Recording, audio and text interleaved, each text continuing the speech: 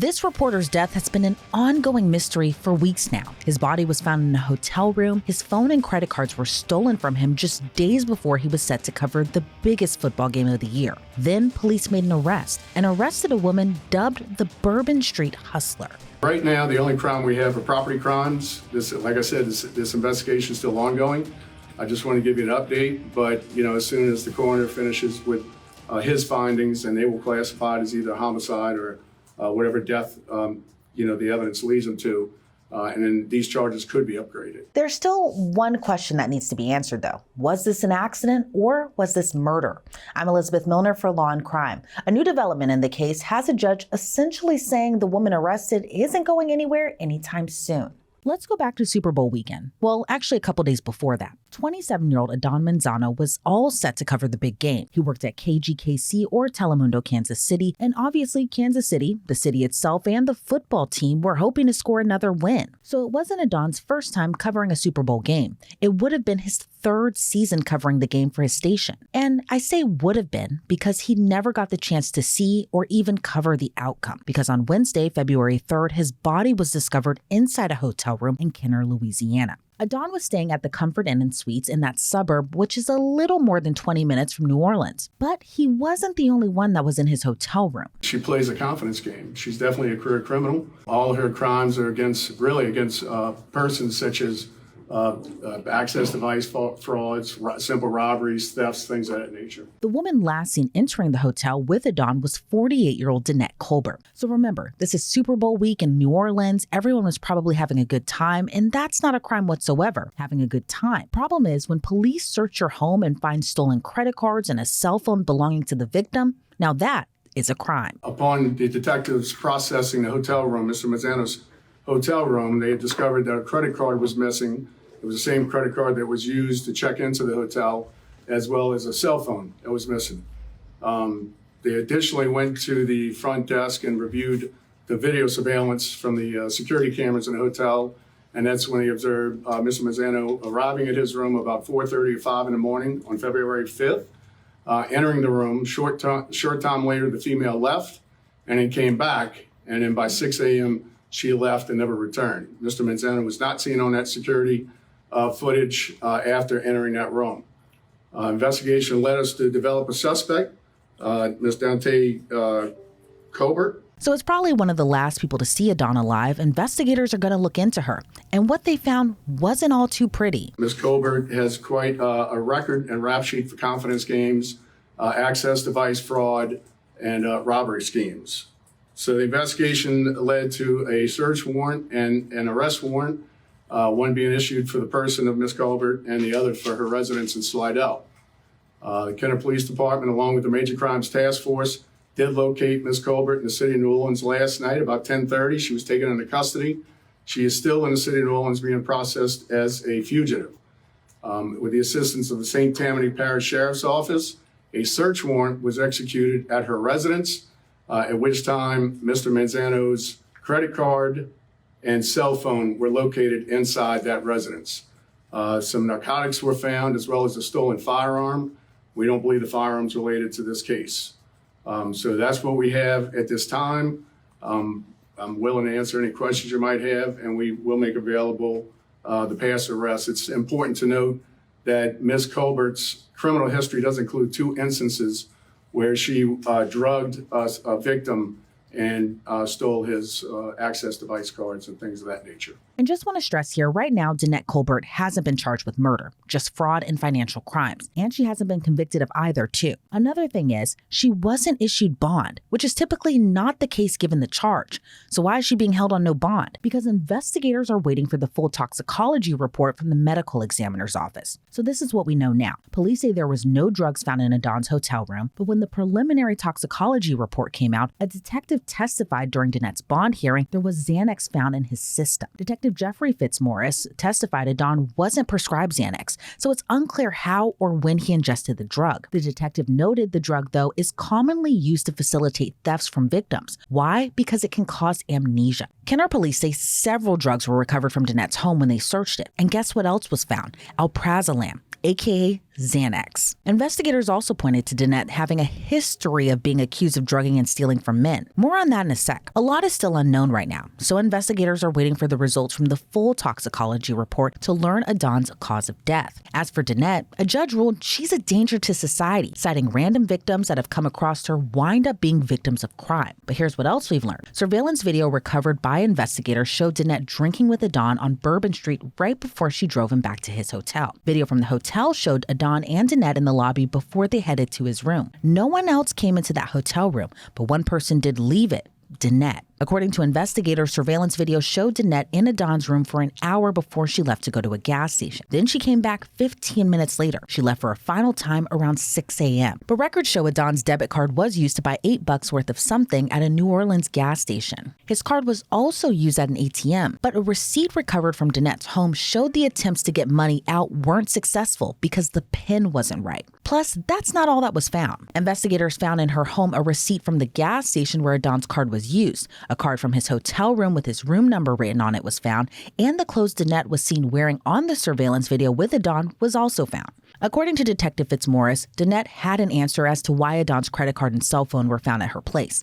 She said it was accidentally dropped in her car and she accidentally used his card instead of her own. Now, remember when I said she had a history of allegedly doing this? Since her arrest, many men have reported being victims to similar circumstances of being drugged and having things stolen. Danette was charged with robbery in 2012. She pleaded guilty to that, got 2 years of probation, and a $2,700 fine. She was arrested in 2014 after a tourist said he met a woman, then returned to his hotel. Then he woke up missing $100 in cash, his credit cards, and a $4,000 Rolex. Danette reportedly was caught on video trying to use the man's card 3 different times at a store's ATM. The manager called police on her. Danette returned with 2 other women. They assaulted the manager and left her with a black eye. She pleaded guilty to intimidating a witness, second-degree battery, bank fraud, theft, and burglary, and she got 5 years of probation. 2 years later, she snatched a purse and burglarized a home in Orleans Parish, pleaded guilty to that, and got another 5 years of probation. She seemed to stay out of trouble for a little bit. Then in 2022, she was arrested in Vegas and charged with grand larceny. According to the Las Vegas Review-Journal, in that case, a man invited Danette and another woman up to his hotel room. When he woke up, $100,000 in cash was gone, as well as casino chips and jewelry. She denied drugging that man or taking his things, but she pulled another move just like it in July of that year too. That victim woke up to missing $60,000,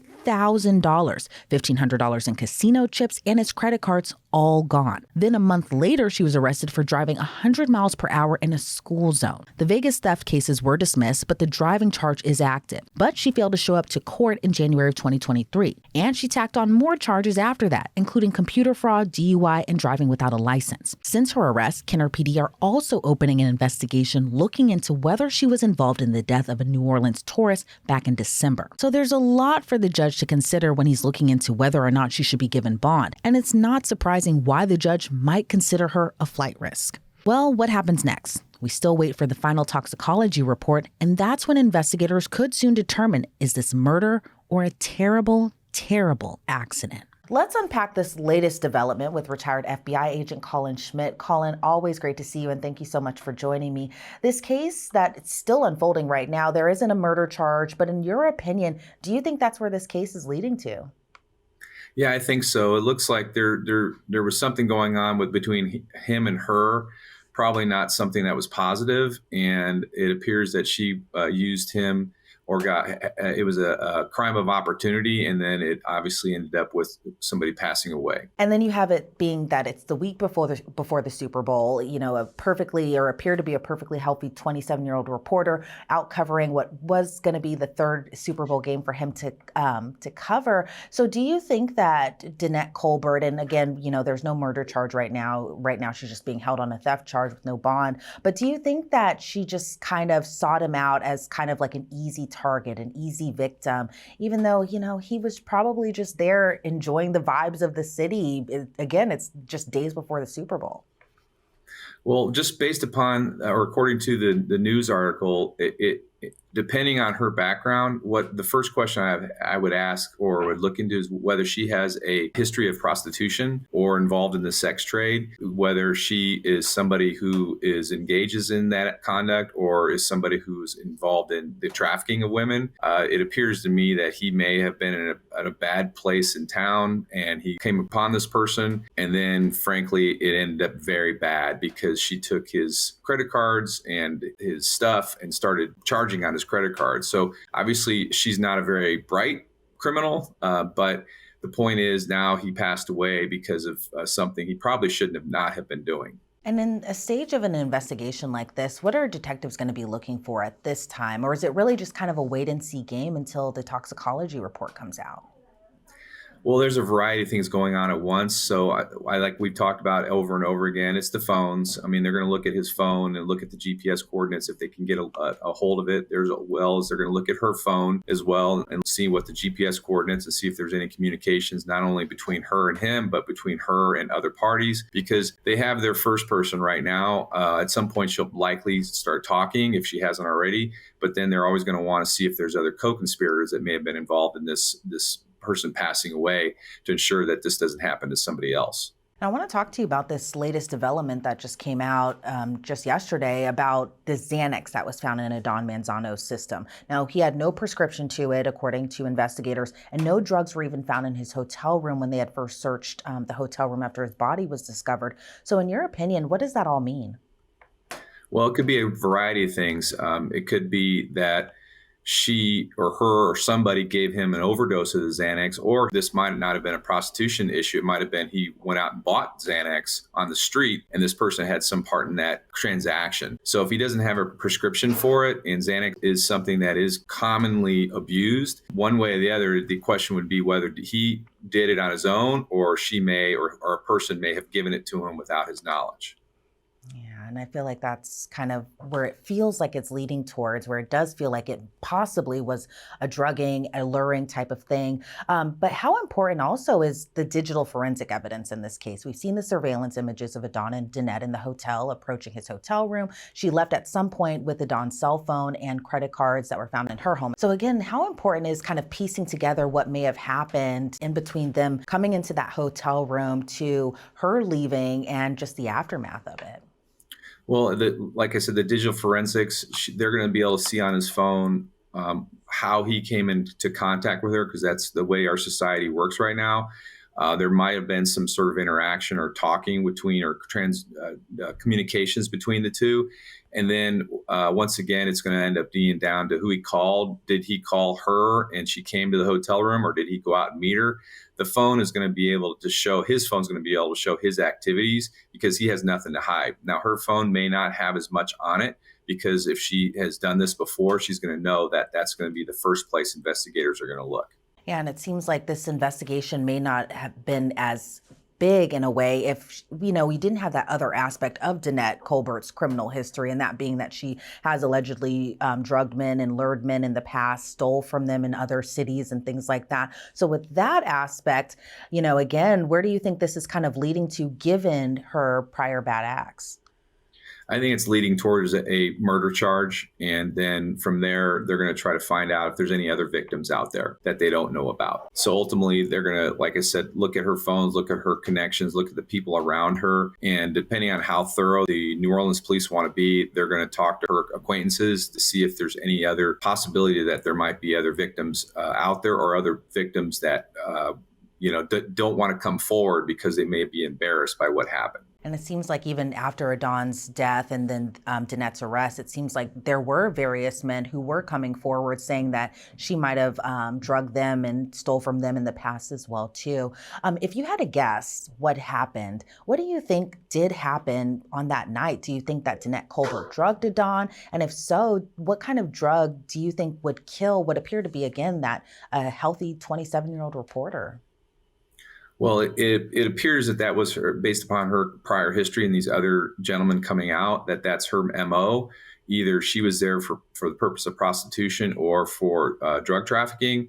And then it sounds like Xanax was one of the main precursors to knock him out, so to speak. And frankly, Xanax with alcohol is a deadly combination. And she may not have intended on killing him, so to speak, just knock him out or get him to go to sleep so she could rob him. But that was the unintended consequence. And so from there, then she'll likely, like I said, face a murder charge. Yeah, and it's just devastating. And truly, like, especially it hits home here because, I think a lot of people don't realize that, when reporters are sent out to assignment, for the most part, they're sent out by themselves. They're not having, security with them. Sometimes they don't even have a photog with them. So they're truly kind of alone out there sometimes when they're covering these big, huge stories and events. So with that being said, Colin, what is your kind of opinion just overall about Adan? In my opinion, hasn't done anything wrong, right? Like, and truly, it's even more devastating given that his wife had died a year prior, and now their poor daughter is left without a mother and a father. But in your opinion, just overall, just the aspects and the facts that we know of right now, what's your reaction just overall of what had happened? Well, the Super Bowls or any of these large events, unfortunately, attracts not only fans, but it also attracts, we used to call them vampires. They come in and their only objective there is to feed off of the people that aren't very sophisticated coming into the big city, so to speak. So from that perspective, he may not have had a lot of experience working in a big city like that. And frankly, he probably, hindsight 2020, but he should have just stayed in his hotel room, done his assignment and went home. It appears that he kind of probably got caught up in the whole party atmosphere of New Orleans. And I've seen that before, even with some people that I've worked with. In fact, bottom line is just if you got there to do a job, do your job, go to your hotel room, turn on the TV and go to sleep by 9 o'clock. And Colin, I want to thank you so much for your time today. Before we sign you off, where do you think this case goes from here? I think she's going to be prosecuted for a murder, and also they'll probably add some more charges to drugging and other drug trafficking charges along with it because these other victims are starting to come forward. And I guess we'll have to wait and see as this all continues to unfold, and of course wait to see what the full toxicology report, what that will reveal when that does come out. Colin Schmidt, again, thank you so much for your time today. I really appreciate it. Thank you. Appreciate it. I'm also joined now by attorney Melba Pearson. Melba, thank you so much for joining me today and always great to see you. What's your reaction to this latest development? Police say Xanax was found in Adan Manzano's system. He didn't have a prescription. No drugs were found in his hotel, but yet he had Xanax in his system, as police say the drug has been used in robbery schemes like this before. Yeah, so Elizabeth, always great to be on and to see you as well. And I'm actually not surprised because the defendant in this case seems to have had a history of entrapping people and using narcotics in order to be able to steal their property, to be able to conduct fraud. And so obviously, if you are under the influence of Xanax, you would be sound asleep. And so you would not realize that someone is completely clearing out your hotel room of all your valuable belongings. What I find most tragic about all of this is that the victim in this case just recently lost his wife. And in all possibility, he was very vulnerable and just, looking for company and solace as a general premise. And unfortunately, what he ended up finding was fraud and death, which he did not deserve. Yeah, absolutely. And it was just a heartbreaking case overall, and obviously really resonates with us as reporters and journalists too. In your opinion, since a judge ruled to hold Danette Colbert without bond, even though as of right now she's only charged with theft, but given the circumstances, and as you had mentioned, that past criminal history she had, do you think she's being held because ultimately police do believe this is leading toward a homicide investigation? Absolutely. I think that number one, the judge had grounds to hold her with no bond because of her criminal history. Some of the things that judges take into consideration in determining whether or not someone should be released on bond is number one, the possibility of them fleeing. So are they a flight risk? But also you have to look at the safety to the community. And now she's just been tied to a theft that somehow resulted in death. And the video makes it very clear that the two of them went in together and only she came back out, and he sadly came out in a body bag. So very clearly, she is tied to this one way or the other. And it is very clear from the medical examiner's report, based on what we know, that this was not natural causes. And again, with the lack of any bottles of Xanax or any containers or anything like that to show that he had been using it or this was an accidental overdose, there seems to be no evidence of that. So I think the judge is looking at all of this, looking at the totality of the circumstances, looking at her criminal history and determining that she is a threat to the community and is going to hold her no bond. But separately and distinctly from that, the police will be continuing their investigation and they may upgrade the charges to possibly felony murder because he was killed in the process of committing a felony, to wit, robbery, theft, burglary, whatever the case may be. In your opinion, and we're just speculating here, but what do you think happened in that hotel room? Do you think it was just an instance of maybe Danette allegedly maybe have planted that Xanax or given it to him in a drink, thought she could just incapacitate him? She thought he may have fell asleep, took his stuff, and then, obviously he never woke up. But do you think that this was an accident? Do you think this was intentional? Again, we're just speculating here, but what do you think happened that night? And going along with the speculation, it is, just from what I've been able to read and learn about this publicly, it does not seem to me that this was intentional. It seems based on her history that her preference, basically, or her modus operandi is usually some different ways of being able to steal someone, distracting them, getting their credit cards to be able to make purchases, things like that. There's nothing about her history that really strikes me as violent per se. Now, let's be clear. People are violated by having their things stolen from them. That's one thing. But it does not seem that she has used force in the past to be able to attain the things that she wants to get. So in my belief, based on what we've heard, is that she may have done something akin to basically roofing him, right? Putting Xanax in his drink, maybe put in too much. Maybe he had underlying medical conditions that, accelerated the effects of this. Maybe he fell asleep face down and suffocated somehow. But I don't think she intended to kill him, but she certainly intended to rob him. And either way you cut it, if a death results from you trying to commit a felony, you are now on the hook for first-degree felony murder, not because of premeditation, but because of the underlying felony that was being committed. Yeah, because no matter what her intention was, given what had happened at the end of the day, you can't be too surprised that she kind of wound up where she is right now. And, we can't help but talk about her criminal history when we're talking about this case. But I kind of want to go back to that. Are you surprised that she's been let off in terms of punishment for so long? It seems like just going through that history, it was always probation, probation, probation. But then it just seems like there is this repeated pattern of the same MO for the most part. But are you surprised she was never just put into jail or prison for a longer amount of time as opposed to just letting her go with probation? Well, there could be a number of reasons why she was never incarcerated. Number one, it depends on the strength of the case. We don't know what the evidence was in each of those cases. Secondly, it could be a matter of the victim not wanting to testify. For instance, you have a gentleman that was seeking her company and was also married with children. He may not be so willing to get on the stand and expose the fact that he was unfaithful to his spouse and also got robbed on the back of it. So, it's possible that to avoid that embarrassment, the prosecution offered a lower plea agreement in order to hold her accountable and also spare the victim from further trauma. So that's also a possibility.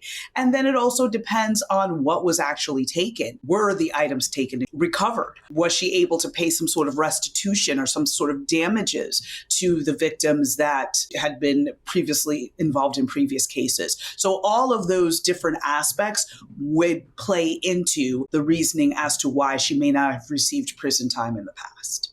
And say, for instance, and I'm just putting a for instance there, you're a prosecutor in this case. What are you expecting from the toxicology report to either upgrade the charges or potentially, keep the charges as is? But what are you expecting from the toxicology report? Well, I would be looking at the levels, how much Xanax was in his system. I would be looking to see if there were any other intoxicants in his system. So was there alcohol? Because again, if the argument is going to be that she placed the Xanax in a drink, well, what did he consume? How could this have been done? I'd just also be looking if there's anything in his blood test or his toxicology that shows any kind of pre-existing conditions that could have exacerbated the impact of the Xanax in the system. All of those things I'd be looking at. And of course, to me, in this case, the surveillance video is going to be critical because, again, if this was not self-induced and there's only 2 people walked in and only 1 person walked out, it's pretty straightforward in terms of what may have happened. But again, the key is going to prove the levels that were in his system and also try to see if we can figure out the time frame of when this happened so that when you're looking at the surveillance video, the time they entered, making sure that it all lines up with the timeframes that we see on the surveillance tape. Yeah, and it seems like it's a lot of clues kind of to piece together what had happened, the surveillance video, and of course, that highly anticipated toxicology report that I'm sure investigators are just waiting for the full scope of what may have happened that night. Now, on the flip side, say the coroner does come back and rules that Adan's death was an accident. What do you think will happen to Danette Colbert? I think that she still would be tried for the fraud charges because, again, she was caught with his cell phone as well as his credit cards and all of that. But because of the fact that death did result in this, even though we may not be able to tie her directly to his death, common sense tells you, again, 1 + 1 = 2. He was alive when they walked in together and now he's not. I could see the court taking that into consideration. And this time she would get a prison sentence. I think this case resonates with me so much because, I was a reporter, or am a reporter, I should say. I'm a reporter, and I've had times, in my career that I've done stories or went out to stories. You're by yourself. You have no cameraman with you. You're kind of by yourself. But I just go back to the overall circumstances of this case. It's the week before the Super Bowl, just a few days before that. Adan was set to cover the Super Bowl again for the 3rd time, which I can imagine how exciting that is. And then to be in New Orleans on top of that, electricity in the air, a lot of people, a lot of tourists there. It seems like it's just a fun time. But my question to you is, overall, what are your thoughts about just how everything unfolded? This was such a young man. And again, he had already gone through his own tragedy of itself, that being that he lost his wife a year before. So now his child is left without both parents. But overall, the circumstances of this case, what do you make of it? Well, again, I think of it, even though I'm not a reporter, I think of it from the context of being an attorney and you attend conferences around the country and you go to places where, it may be fun, it may be exciting, you're looking forward to meeting new people, and you're in a different frame of mind. Like, you're much more open, and I think your guard is a little bit down because of the fact that you're enjoying yourself. And even though it's fun, it's also professional as well, right? You're interacting maybe with athletes or other sports reporters, catching up with people you may not have seen since the last Super Bowl or whatever the case may be. And so I just think it's tragic that this young man just really wanted to have a little bit of fun after going through such a horrible tragedy and now being a single father. And again, he's being a part of a sport he loves. He's doing a craft that he loves. So he was just looking for that, little bit of companionship that we all long for on some level, right? And so it's just incredibly tragic, and my heart goes out to his child because now, as you mentioned, both parents are gone and taken from this world way too soon. So I know that, hopefully he has other family members that could step up and make sure that the child is loved and cared for in a manner in which both parents would have wanted. Just incredibly heartbreaking. And a lot of the cases that we cover here are very heartbreaking. Melba Pearson, thank you so much for your insight into this case. I got to ask before we sign you off, but where do you think it all goes from here? Well, I think, again, the investigation is going to continue. The defendant is going to continue to stay in custody until such time that prosecution can either add homicide charges or just go forward with the charges that they have at this juncture. But again, it's going to be the surveillance and the toxicology as well as the medical examiner being very critical in this case to be able to move forward. But just as a final warning, as a final cautionary tale, sadly, you have to be careful about who you trust. And as much as we like to go on vacation and let our hair down, you also have to keep that same common sense that you would at home. So you may not want to leave your drink with somebody that you just met. You may want to make sure to just, again, not invite someone to your hotel room in a situation where you may not be able to defend yourself. So all of those things you have to consider, well, generally always, but especially when you're in an environment that's not your own and is unfamiliar to you. Of course, our heart goes out to his family there. Melba, again, thank you so much for your time today. I really appreciate it. I guess we'll have to wait and see what unfolds from here. But again, thank you so much for your time today.